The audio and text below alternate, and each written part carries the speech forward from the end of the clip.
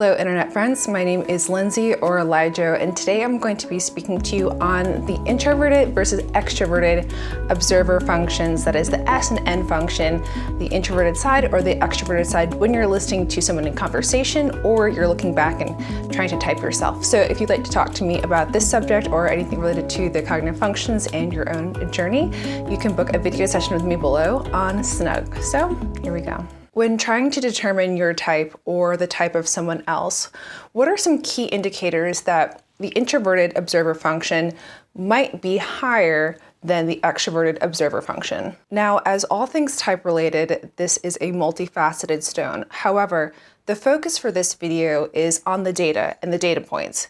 And are these data points organized from beginning to end before they leave the person? As always, you're looking for a pattern that repeats over time because anyone can do anything once, so you're looking for the majority of times when interacting with this person, or if you're looking at yourself, is the data organized before? So when the subject is speaking in casual conversation, we don't want them to be on a television show, obviously, where they're reading a scripted piece.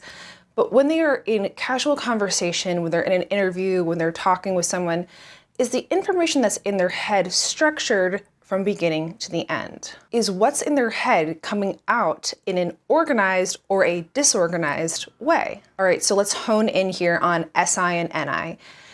Is the information organized before it leaves me if I am the subject?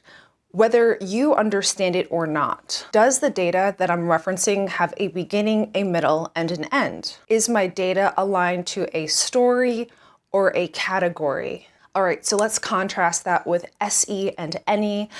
So if you have SE and NE, well, the data is just out and about. It's out and around. It's either exists in possibilities or sensory realities, and I can grab it as needed and I can organize it later. The data doesn't need structure. We can talk about or reference what we want when we want to. And the data categories, they don't really matter because we can switch it up as much as needed. All right, so in summary, these two areas, the extroverted observer functions and the introverted observer functions, what are the origins of the data in terms of how it is coming from the person?